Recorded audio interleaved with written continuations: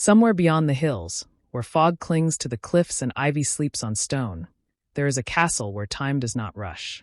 Its great clock chimes once each evening, though no one hears it. The halls do not echo, the walls do not creak, and even memory walks slowly there. This is the story of that hour. Stay close, breathe gently, and like and subscribe for more sleepy history. Perched high upon the weathered cliffs of the forgotten coast, the castle stood like a sleeping thought, distant, unmoving, and quietly ancient.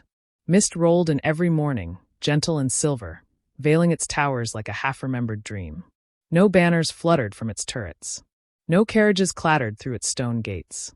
Only the wind came and went, brushing softly against old wooden shutters and tracing quiet paths through overgrown courtyards.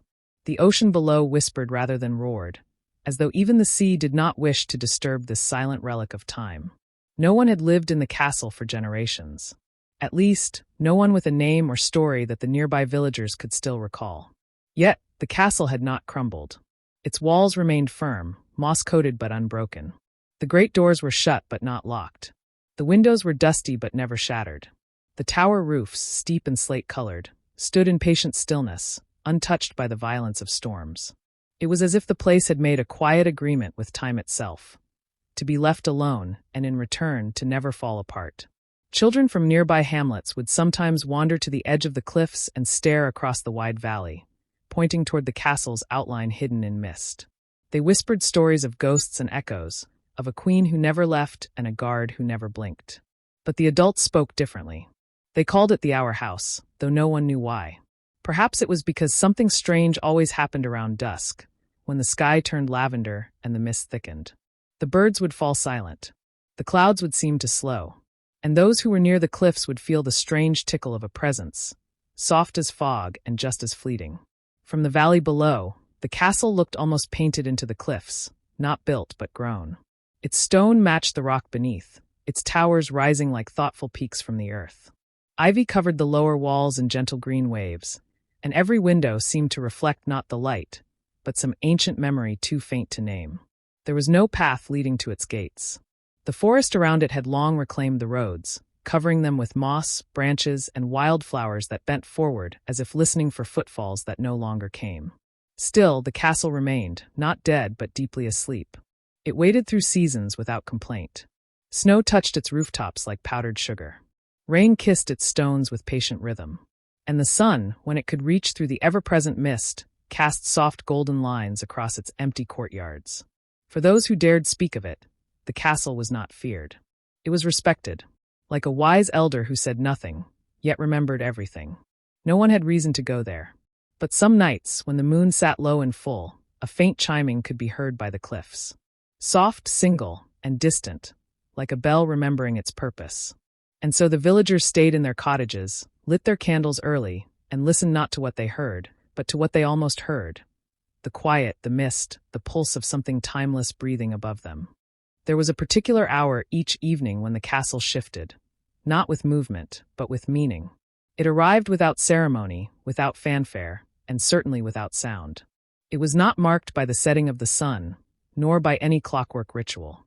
Yet still it came, like a sigh between thoughts, like a hush in the middle of a long sentence. It was quite simply the hour no one noticed. This hour did not belong to the world beyond the cliffs. In the village, the evening bells rang as always. Farmers returned from the fields, lamps were lit in windows, bread was broken at long tables. Life went on, bustling, breathing, unaware. But inside the castle, time began to thrum differently.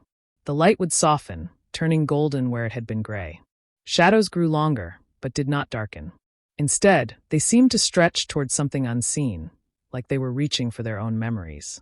In that unnoticed hour, dust lifted gently from the surfaces, as though stirred by a breath that had no source. Drapes swayed without wind. Candles, long unlit, glowed faintly for a moment, as if remembering flame. It was not magic, not in the loud and obvious sense. It was quieter than that. Older. It was the kind of magic that seeps from stone that has held too many secrets for too long. The castle's halls, which stood in perfect stillness for most of the day, began to hum with barely their sensations. Floors felt slightly warmer beneath imaginary footsteps. Door handles glinted as if freshly touched.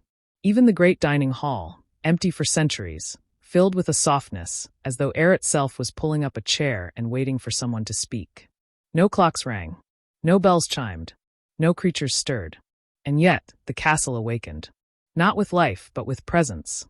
This hour came at different times, but always carried the same feeling, like slipping into a warm bath after forgetting how cold you had become. Those who ventured close, even unknowingly, often found themselves pausing, staring off toward the cliffs, losing track of why they had come.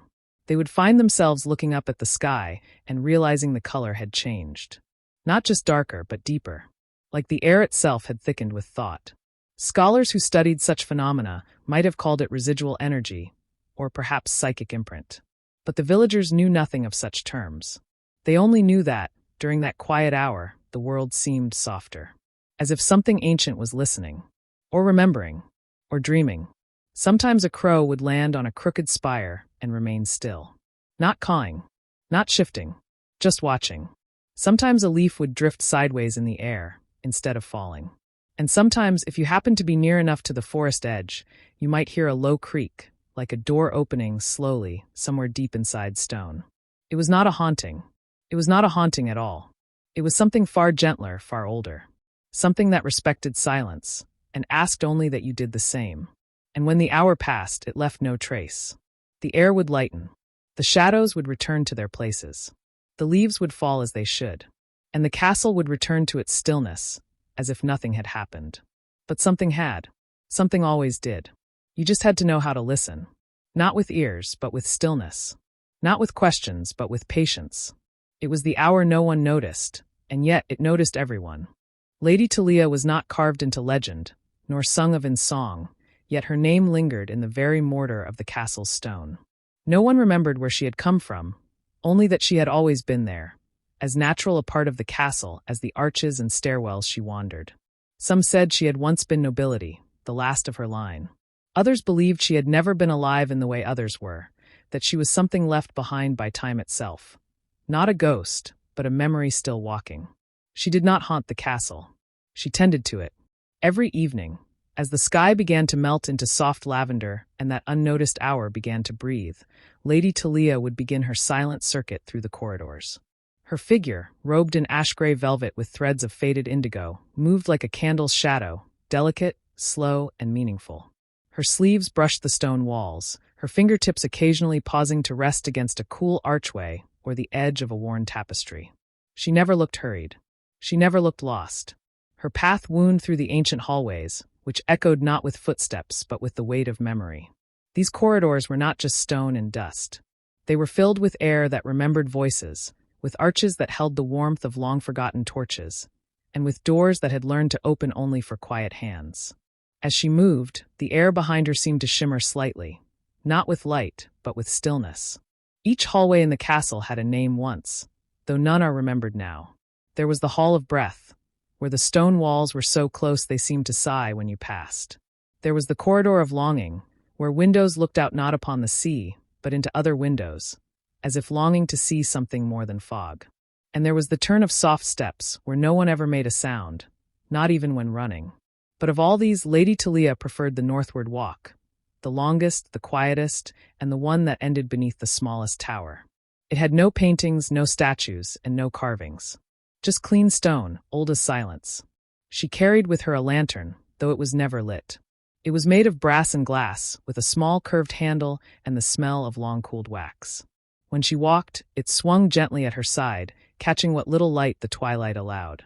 There were times when the flame inside flickered faintly, not with fire, but with something softer. A glow that came from memory, not heat. Perhaps it responded to her presence. Perhaps it remembered too. The castle accepted her. No doors creaked in her wake. No curtains stirred in protest.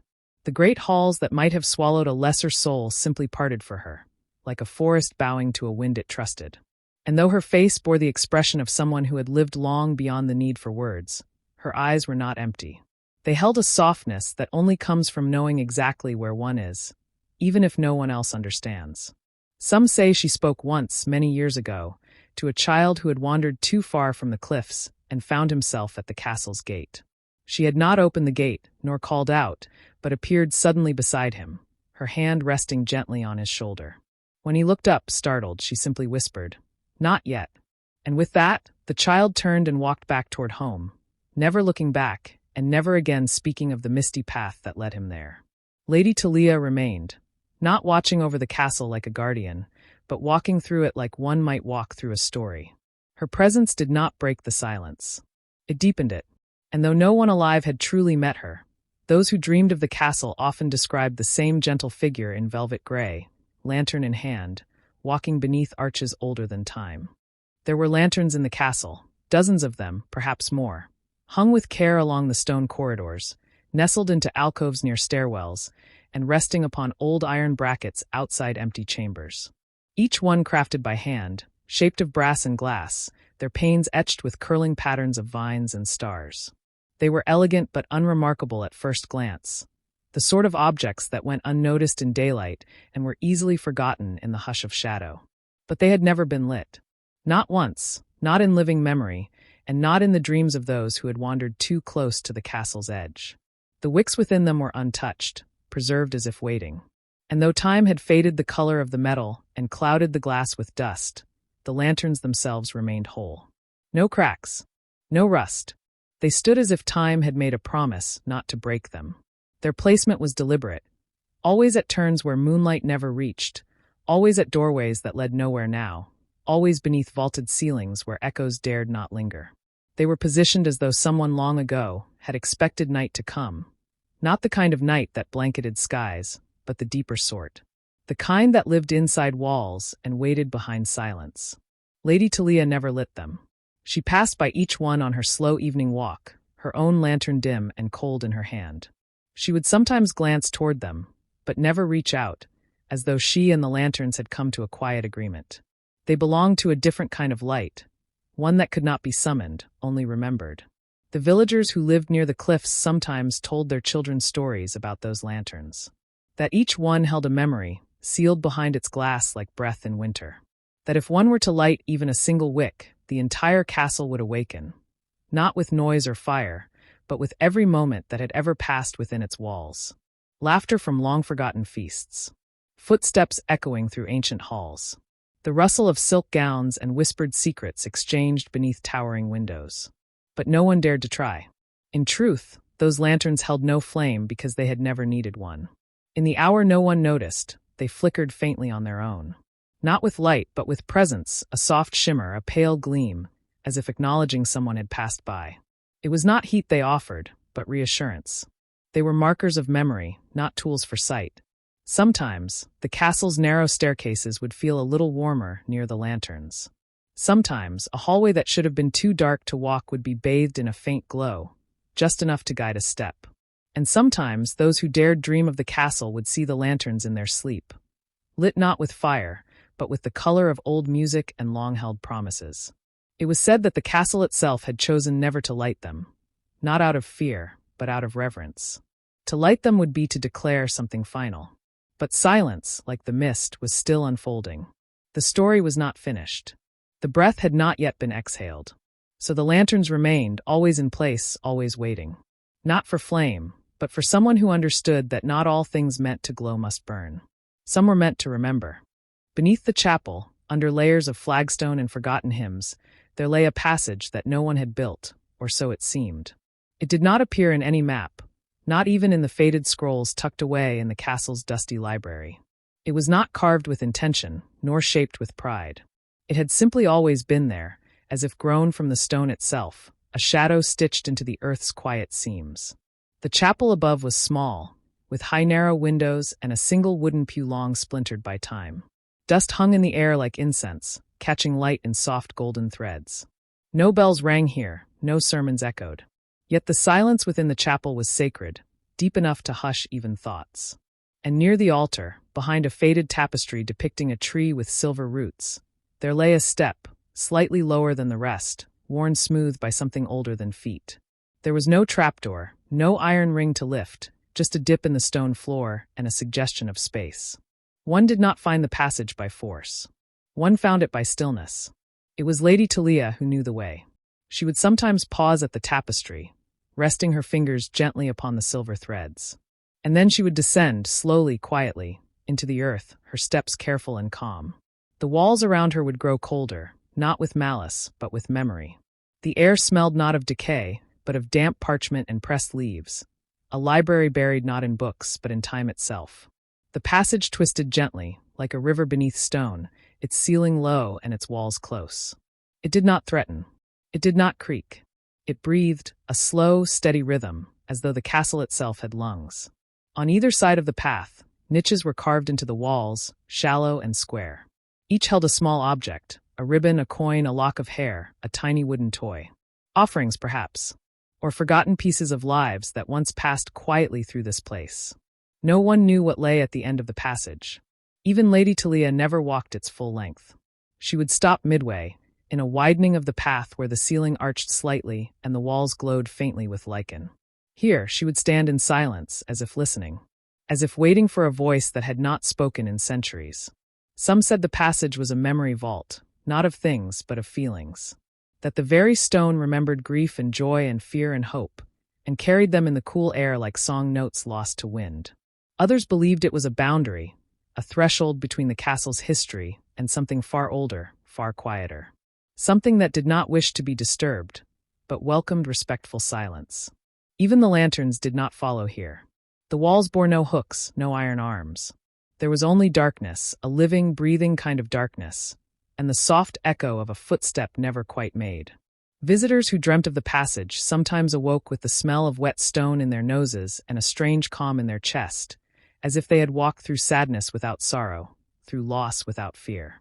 The kind of peace that can only be found beneath the weight of centuries. The silent passage beneath the chapel was not a secret path, nor an escape. It was a space of listening, a deep breath in the body of the castle.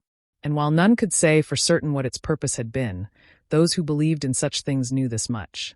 Every old place needs a room where history can rest without being spoken of. A place where memory can simply exist.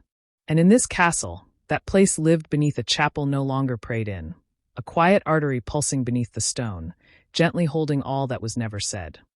The kitchen had once been the warmest heart of the castle, a place where steam rose from clay pots, where the scent of thyme and roasted barley filled the air, where laughter and clattering plates echoed against stone walls.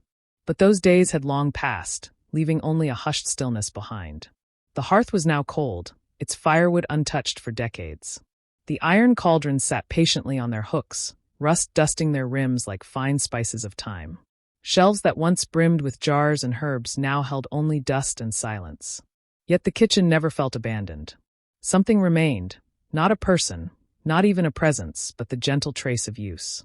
The long wooden table bore grooves and knife marks, as if remembering every meal ever prepared upon it. The stone floor had worn trails from where feet once paced back and forth with purpose. It was as though the kitchen had recorded every movement in its bones, and replayed them softly when no one was watching.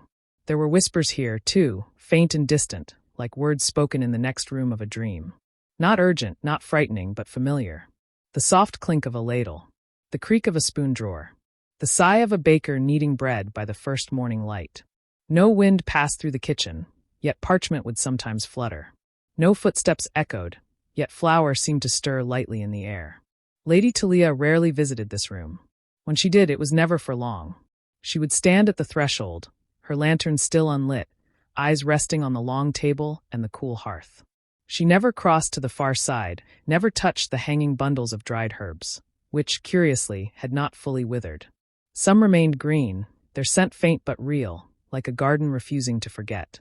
It was said that the kitchen had once fed not only the lords and ladies of the castle, but their guests, their guards, their messengers, and even those who passed through unnoticed. Travelers caught in storms, old men with stories, orphaned children brought in from snow. The kitchen had welcomed them all, warmed them, offered something simple and nourishing. And though no one cooked here now, the spirit of that welcome lingered, as comforting as the memory of broth on a cold day. One cupboard, near the back, remained slightly ajar. Inside it was a single cup, stoneware, faded blue glaze, untouched by cobwebs. Clean. Waiting. It was the kind of detail one might miss entirely if not paying attention, yet once seen, could not be forgotten. Who had left it? Why had dust not claimed it? No one knew. But it felt like a promise, quiet and patient. The kitchen whispered, not for attention, but for remembrance. It did not ask to be restored, only to be acknowledged. It was a room that had fed joy and sorrow alike, that had boiled and baked and brewed its way through generations, and now simply wanted to rest with dignity. Sometimes, in the hour no one noticed, the kitchen would grow slightly warmer. Not much, just enough to fog the corner of a glass jar.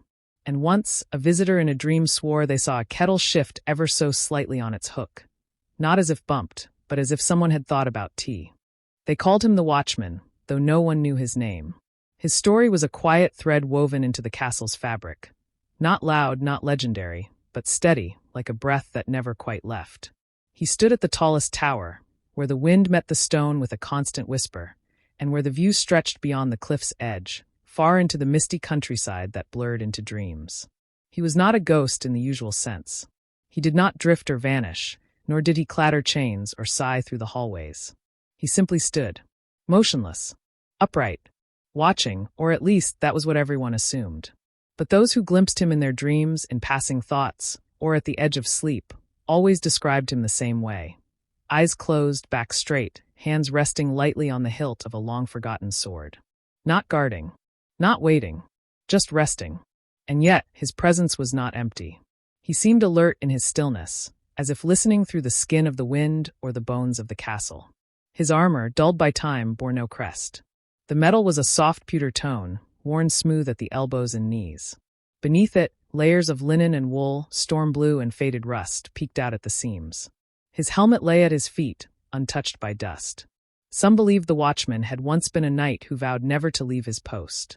Others whispered that he was part of the castle itself, a sentinel not of war, but of memory. A figure so bound to duty that even time had forgotten how to release him.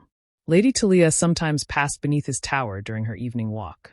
She never looked up, but she would pause briefly, as though acknowledging his silent presence. And on rare nights, a faint creak could be heard from above, not of footsteps, but of old leather shifting, as if the Watchman had adjusted his stance ever so slightly, like a man caught between sleep and wakefulness. No one ever saw him move. Yet the space around him changed. Leaves gathered in patterns near the base of his tower. Spirals, circles, strange whirls like the turning of seasons. Birds avoided the ledge just outside his window, as if sensing a presence not to be disturbed. And when lightning split the sky, it never struck the tower. It always danced around it, flickering off into the distant cliffs. It was said that he dreamed, not of battles or banners, but of what he once protected. The people, the quiet rhythm of life below, the songs that rose from the kitchen, the laughter that echoed through chambers now still. And in his sleep, he remembered them all. The Watchman was not guarding the castle from danger. He was guarding the silence, ensuring it remained unbroken, respectful, whole. And perhaps in doing so, he had become part of the silence himself. A single breath held for centuries, waiting for a time when he might finally exhale. But for now he slept, standing, listening, remembering. In the grand hall, where echoes lived longer than memory, the throne still stood, tall, carved from ashwood darkened by time, its arms worn smooth by centuries of vanished rulers. The cushions had faded to a dull plum, their once plush velvet now quiet and threadbare. Dust had gathered in the crevices, soft and undisturbed. No royal seal remained, no heraldic banner fluttered above it. The throne did not belong to a king anymore. It belonged to time. And on that throne, upon the very center of the seat where no one had dared rest in years, lay a single feather. It was small and pale, a quiet silver gray, so light it barely disturbed the air around it. It did not belong there, and yet it did. There were no birds in the hall, no open windows for one to have flown in.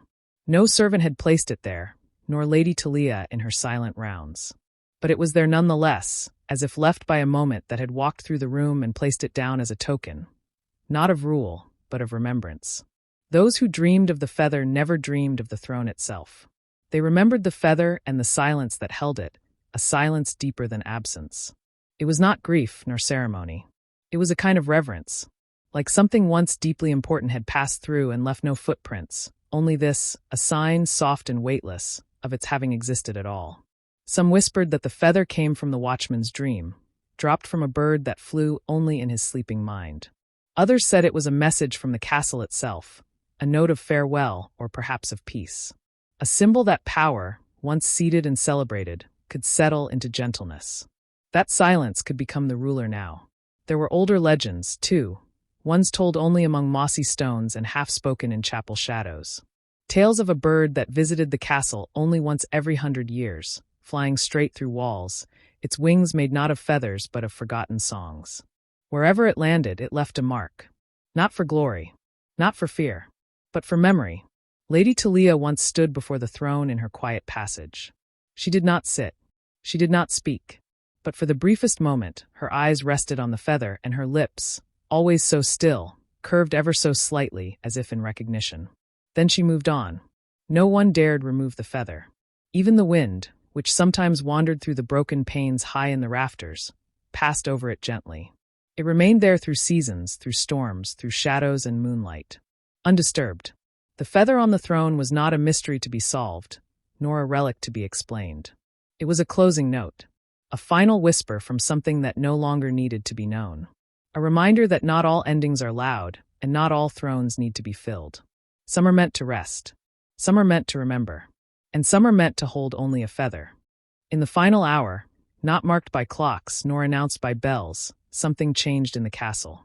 Not with sound nor with movement, but with a feeling. A soft stillness settled over the stone, not heavier than before, but more certain. Like the last exhale before a long, peaceful rest. Time, which had always wandered through these corridors on slippered feet, now paused, not lost, but content. Outside, the cliffs remained shrouded in the same slow-moving mist.